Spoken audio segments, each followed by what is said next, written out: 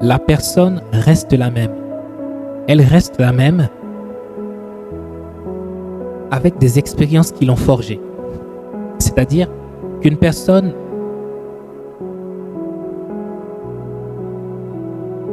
lorsqu'elle prend conscience de ce qu'elle est,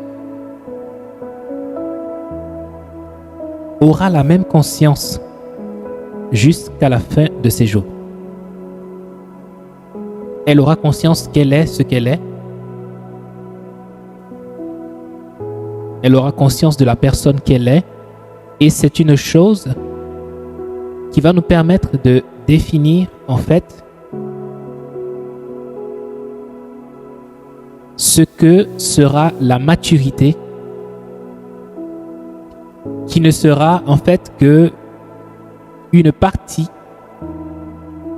de nous avec les expériences qu'on a eues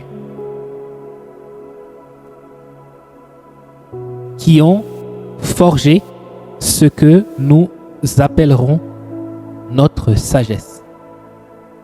Mais ces expériences-là de vie qui, avec notre marche en Dieu et avec l'éclairage de l'Esprit Saint, nous ont donné d'être bonifiés,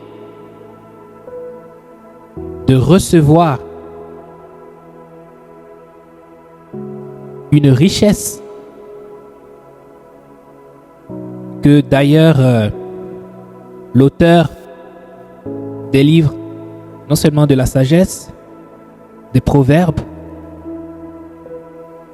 et des psaumes et bien d'autres,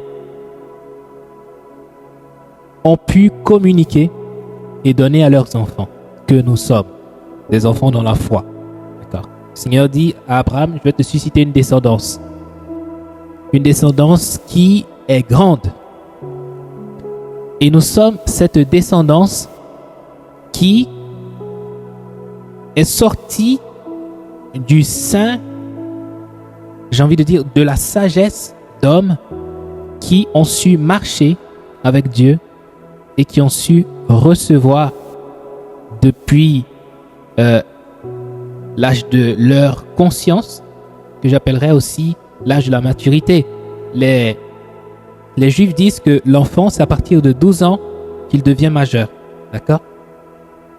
Et on le voit aussi avec le prophète Jérémie, à qui le Seigneur dit, je vais t'envoyer, qui dit, je suis un enfant. Le Seigneur dit, ne dis pas, je suis un enfant, parce que il n'est plus un enfant. J'avais l'habitude de dire qu'une âme n'a pas d'âge. Une âme a été créée dans le même lieu dans lequel nous avons été créés. Nous avons été créés dans un lieu qui est éternel, et ce lieu éternel dans lequel nous avons été créés est bien sûr éternel. Mais le fait de créer cette âme-là vient d'un lieu qui n'a ni passé, ni présent, ni futur. Et être ou venant de ce lieu-là, nous ne pouvons pas définir avec le temps ce que sera une âme sage, si ce n'est son expérience. Non pas en termes de temps, mais une expérience en termes de sagesse et une expérience en termes d'expérience avec la sagesse divine qui nous apprend bien sûr ce qu'elle a à nous apprendre. D'ailleurs, il suffit de remarquer que tout concourt, comme les Saintes Écritures nous le disent, au bien de celui qui est en Dieu, qui croit en Dieu ou qui aime Dieu. D'accord? Tout concourt au bien de ce dernier. Ce qui veut dire que les événements qui nous arrivent sont un moyen par lequel Dieu nous parle. Dieu nous dit ce qu'il a à nous dire.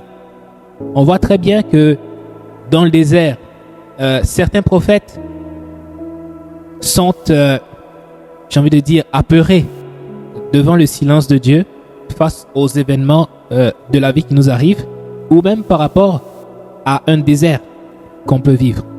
on voit très bien comment les prophètes tels que Moïse est indigné devant le silence de Dieu qui est en train de parler jusqu'à ce qu'il frappe le rocher, d'accord, pour que l'eau puisse sortir.